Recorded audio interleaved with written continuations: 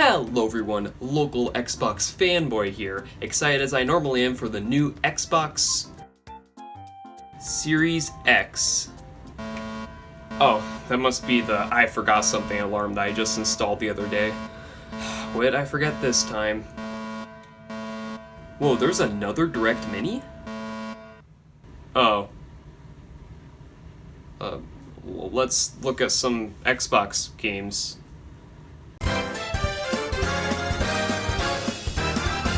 Xbox! I never owned an Xbox One. Surprised? Well, you shouldn't be, because I'm sure you don't have one either. The Xbox One had many issues, ranging from a botched launch to a severe lack of compelling exclusives. But Microsoft has been cleaning up its act recently.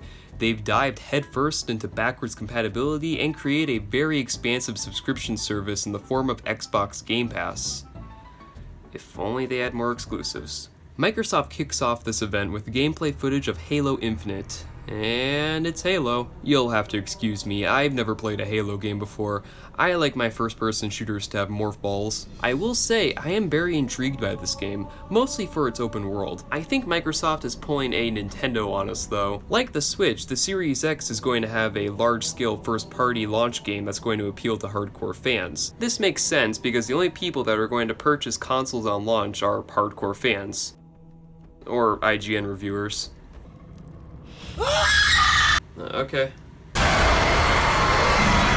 Neat.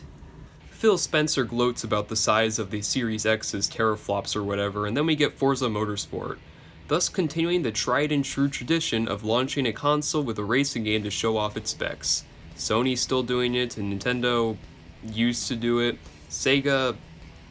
does Sonic count? Anyway, it looks cool.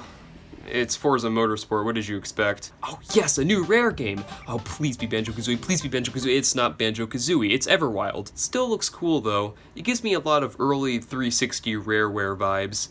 But I'll take anything as long as Rareware's still making games. No, like, actual games. Tell me why it's shown off, and is it just me or does this game have some really janky animations, especially with facial expressions? It just looks like I'm watching a puppet show, honestly. But hey, Ori's coming to Series X, really no surprise there. The Outer Worlds is getting DLC, I still haven't played this game yet. It looks like it's full of charm though. Obsidian is making not one, but two games for Series X. One looks very kiddie, and the other is the exact opposite. I'm glad they're not excluding any age-related demographics. Booty. As Dusk Falls is basically a game about talking cardboard cutouts as far as I can tell, and Ninja Theory is bringing Hellblade 2 to Series X. What a surprise! Hellblade 1 came to Switch, why wouldn't it have a sequel come to Series X? In fact, I'm willing to bet that Hellblade 2 will find itself on the Switch one way or another. Meanwhile, Psychonauts 2 is so trippy that they had to get Jack Black to sing for it. This game actually looks pretty cool though. Destiny 2 is getting an expansion, its developers gawk over the Series X's specs for a bit, and Stalker 2. I didn't know there was a Stalker 1.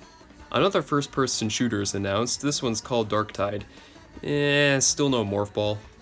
Tetris Effect is coming to Xbox, thank God. This incarnation of Tetris looks so cool. It's a shame the Xbox One can't do VR though, but otherwise, good stuff. Yeah, I think Tetris Effect was the best announcement for me in this presentation. An indie-looking space exploration game called Gunk is shown off, which strangely gives me Mario Sunshine vibes. Now, the medium actually looks really good. I love the dual-camera gameplay and how your actions affect both worlds in real time, and this serves as video game proof as to why you shouldn't do drugs.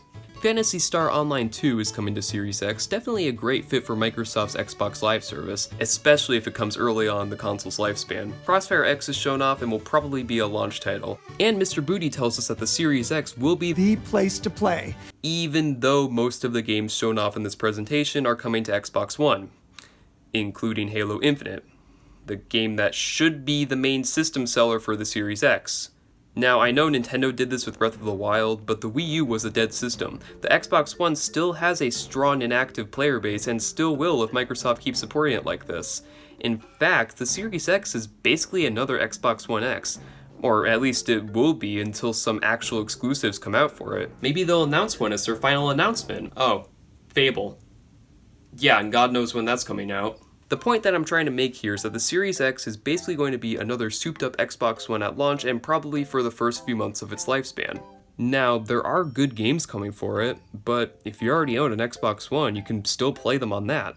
I don't think the Series X will be worth picking up until mid to late 2021 when there are some actual exclusives on it. Until then, it's just a luxury product, really. Overall, the presentation was well structured and there were some decent games announced and shown off. I just wish Microsoft would step away from the Xbox One and focus more on their new console. Not to mention that pretty much all of these games are coming to PC. Why does this thing exist? Oh yeah, the living room. Hey, why is the alarm still going off? Oh shoot, we forgot to announce the console's release date and price.